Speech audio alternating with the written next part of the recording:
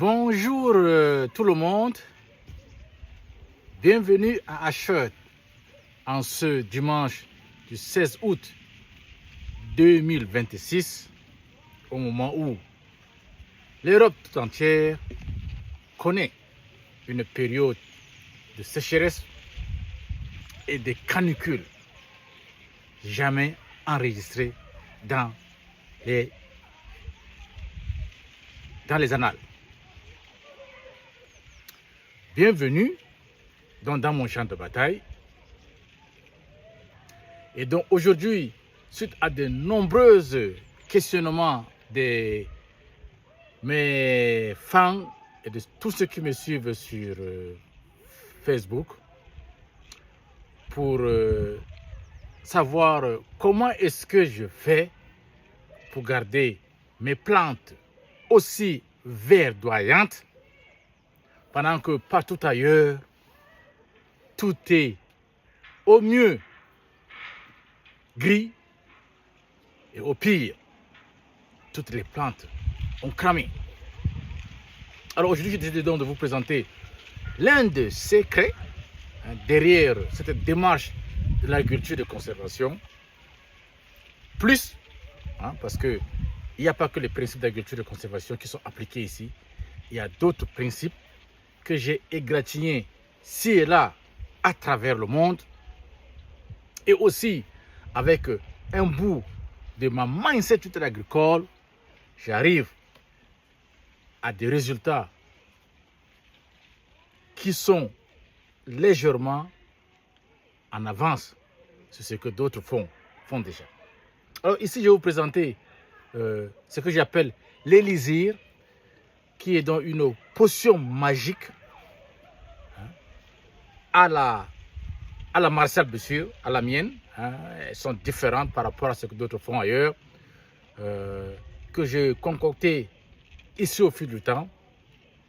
Et lorsque cet élixir-là est utilisé en combinaison avec l'agriculture de conservation, ça donne ce que vous voyez ici sur ce bout de champ. Et donc je vais vous montrer à suffisance l'efficacité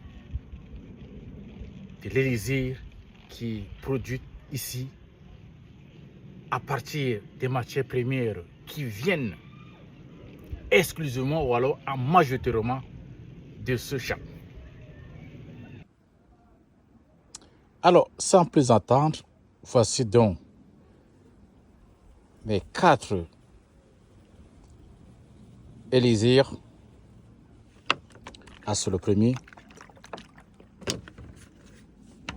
le deuxième, le troisième, le quatrième. Toutes les 4 contiennent des matières premières différentes. Celui-ci, c'est donc le cocktail des 4 solutions. C'est la dose standard.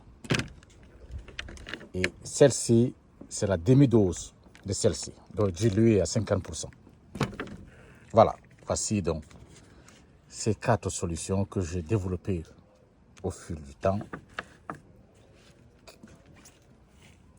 qui ne sont pas, bien sûr, des fertilisants dans le sens propre du mot, mais plutôt c'est une solution qui va certes avoir un boost fertilisant, mais c'est des solutions qui sont très riches en biostimulants, en hormones de croissance et qui contiennent d'autres attributs pour booster la vie microbiologique du sol. Et lorsque donc, vous connaissez le rôle de l'activité microbiologique dans un sol qui est en démarche de l'agriculture de conservation, tout est dit. Alors, je vous démontre les essais que j'ai faits ici sur des plantes où j'ai utilisé soit la solution standard ou la demi-solution pour pouvoir que vous puissiez vous-même voir de vos propres yeux la différence que cette solution fait sur le développement des plantes en culture d'agriculture de conservation. Alors je commencerai ici avec le soja. Cette bande-ci a reçu la concentration standard et celle-ci a reçu la demi-concentration. Vous voyez la différence, la verdoyance, ok, des plantes. La différence, elle est nette. Voilà. Pareil, ici, celle-ci a reçu demi-concentration. Ok. Les plantes sont vigoureuses. Par contre, ici, ces soja d'ici n'ont pas reçu la solution miracle. Alors, ces plantes-là ces soja ont été semés au même moment, exposés aux mêmes intempéries. Voilà, et regardez leur taille, un peu rabougri, pas aussi vert que ceux qui ont eu un traitement de la solution d'Elysia. Ça saute à l'œil. Ça saute à l'œil. Voilà. Deuxième démonstration, le maïs. C'est le maïs qui forme plus de 3 mètres. Ces maïs-ci ont eu la dose standard de ma solution magique. Par contre, les sœurs qui sont ici, voilà, n'ont pas reçu de traitement à base de la solution standard. Vous pouvez voir qu'elles sont restées très rabougries. Voilà. Deuxième démonstration. Regardez la taille. Nous sommes à 3 mètres. Là-bas, ici, nous sommes à peine à 1,5 mètre. Troisième démonstration, c'est ce tournesol qui a reçu 2 fois la dose standard. Regardez la taille de sa tête. La plante, tellement la tête pèse qu'elle a dû chuter. Donc elle s'est cassée. Là, vous avez une plante de tournesol qui a reçu une seule dose de la dose standard. Alors, regardez le diamètre de la tige. Regardez sa hauteur. Elle continue à pousser. Voilà. Ces plantes-là ont besoin de support parce que, voilà, elles ont d'une grandeur, grosseur au-delà du calibre normal. Là, vous avez une plante de tournesol qui a reçu la demi-dose. Okay? Vous voyez, par rapport aux 2 premiers, ce n'est pas le même calibre. Et en dernier, vous avez ici une plante de tournesol qui n'a pas reçu de traitement de ma solution miracle. Incomparable. Ici, on dirait un crayon. Okay? Alors que les autres, le premier qui est là, qui a reçu la double dose, elle est d'une grosseur comme ma main. La deuxième qui est là-bas, qui a reçu la dose standard, elle a un calibre gros. Et le troisième qui est là, le calibre au-dessus, 2 fois. Vous voyez là, le diamètre de la tige est au minimum 2 fois supérieur à la plante qui n'a pas reçu un traitement de ma solution super magique. Ici, je voudrais vous montrer cette plante. Ça, c'est une plante qui est annuelle. Avant que je ne commence l'agriculture de conservation, c'est des plantes que j'ai déracinées à la fin d'une saison. Alors, depuis un bout, je ne le fais plus. Et en fin de saison, en principe, ces plantes-là meurent. Lorsqu'elles arrivent là, elles meurent. Vous voyez. Mais depuis que je les applique la solution magique, cette plante-là a 2 ans. Elle arrive en fin de cycle et elle recommence un nouveau cycle. Vous voyez, on a fini le cycle normal. Et là, nous avons de nouvelles plantes, de nouvelles feuilles qui démarrent. Voilà. Vous voyez ça? Vous voyez ça? En principe, elles sont comme ceci. Ces plantes-là. Ça c'est une plante qui n'a pas reçu de traitement. Regardez son état. Par contre, ces sœurs qui ont reçu le traitement, la vie reprend de belle. Vous voyez, c'est la même plante. Une partie de la tige commence à vivre et vous avez le dessus qui est complètement mort.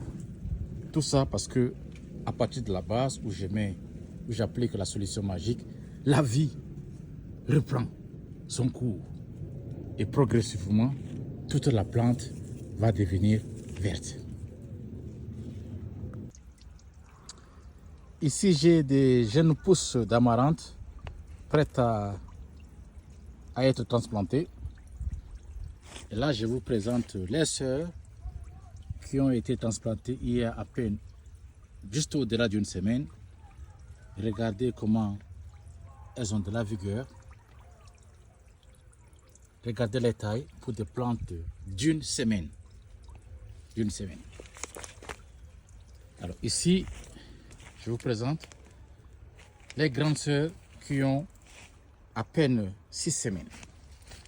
Regardez le diamètre des branches, la tige. Lorsque vous savez que ces plantes-là ont grandi sous la canicule, ça veut tout dire. Vous voyez ça? À peine 6 semaines. Donc, de la pousse à là, à peine 6 semaines. Incroyable. La force de la potion magique.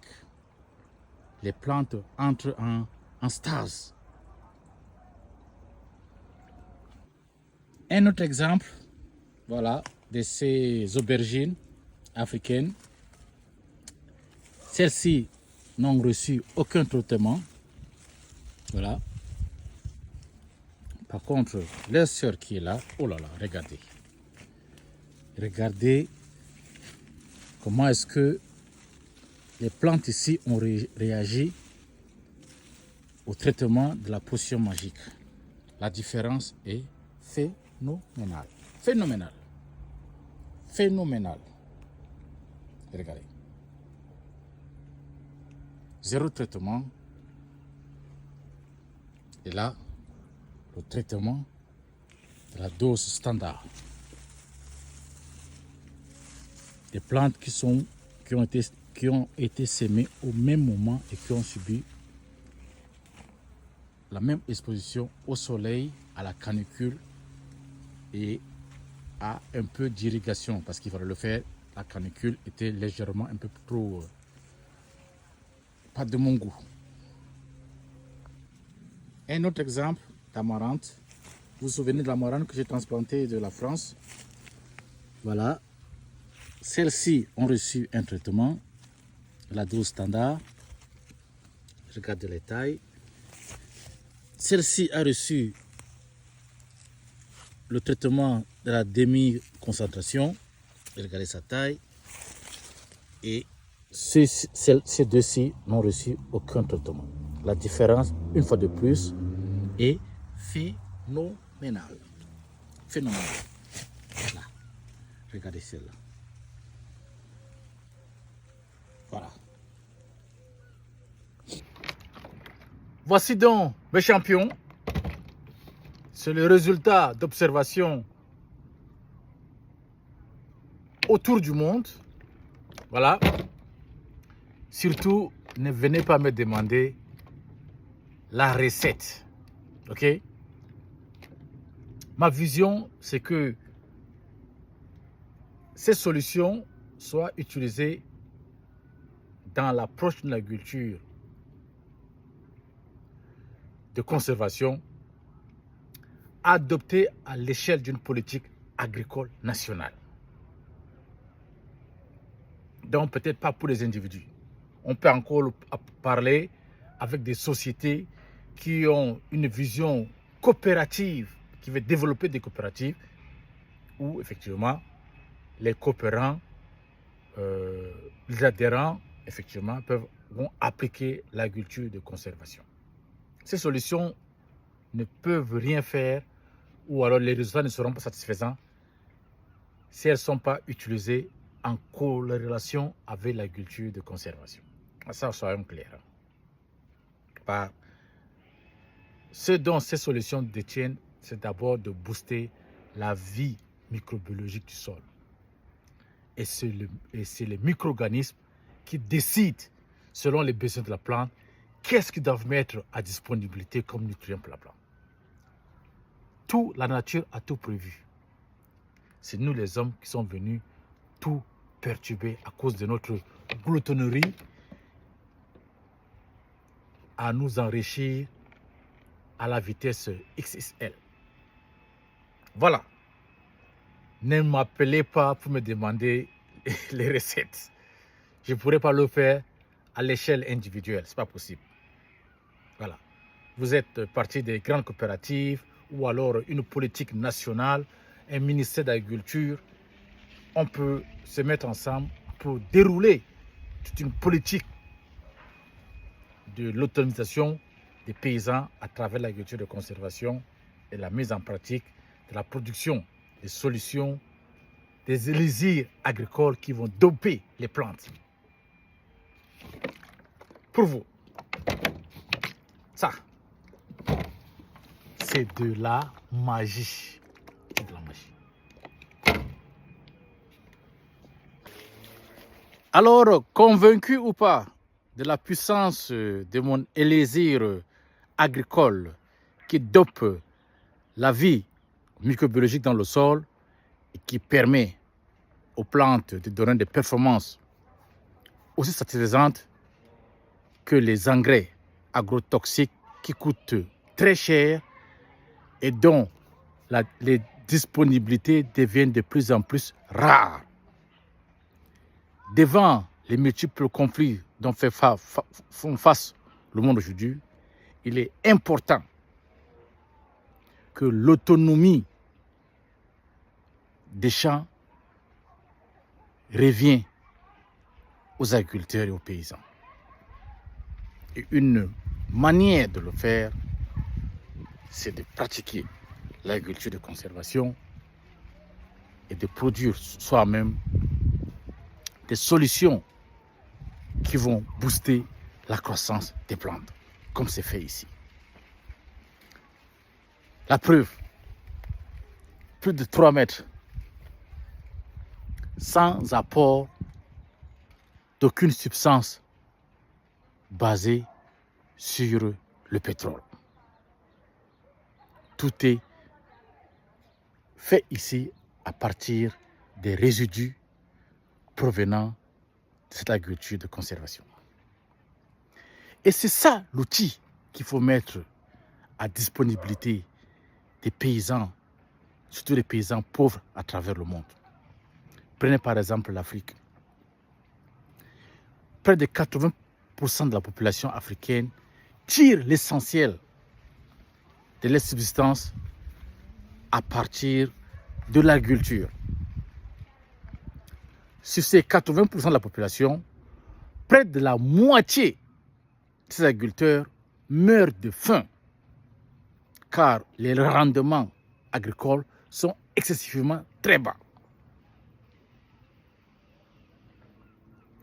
En pratiquant donc l'agriculture de conservation et en permettant aux agriculteurs de produire soi-même des solutions comme je vous ai démontré, au minimum, chaque agriculteur, chaque paysan, ou bien alors les 80% de la population produiront assez de nourriture pour satisfaire à leurs demandes alimentaires. Au minimum. Ce qui fera donc passer la quasi-totalité de la population, donc pratiquement les 80% de la population aujourd'hui qui meurt de faim, d'une population affamée à une population pauvre. Ce n'est pas le même championnat. Une population affamée et une population pauvre, ce n'est pas la même chose. Et ça peut se faire facilement. Chaque paysan en Afrique à travers le monde, quel qu'en soit son niveau de pauvreté et de famine, chacun peut produire les solutions que je vous ai démontrées. Il n'y a aucun apport, ça coûte 0 franc. 0 franc. Et ça va faire toute la différence. Contrairement au discours populiste, l'Union africaine qui dit que l'Afrique sera autosuffisante alimentairement d'ici 2023.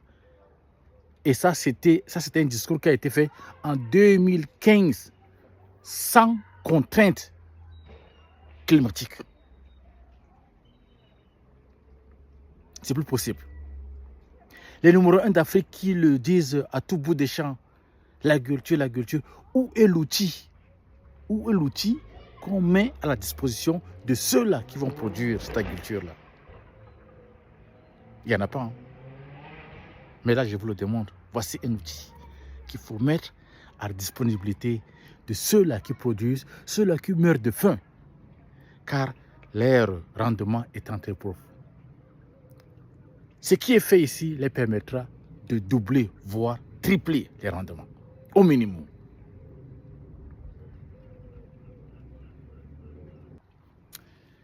Et quant aux pays développés, en particulier en Europe, les canicules et la sécheresse expérimentée pendant cet été 2026 ont démontré à suffisance les limites de l'agriculture conventionnelle.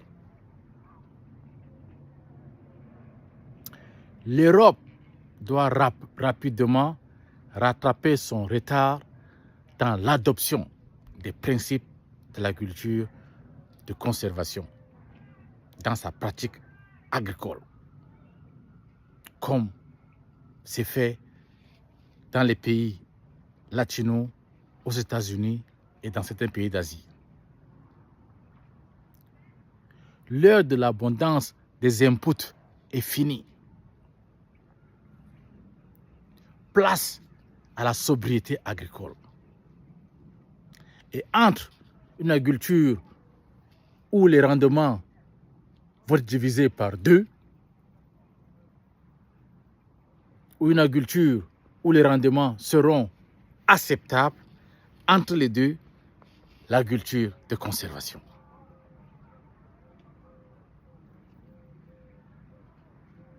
Écoutez, c'était vous faire un coucou, en espérant vous voir là où celui qui est là-haut m'appellera. D'ici là, ciao, ciao.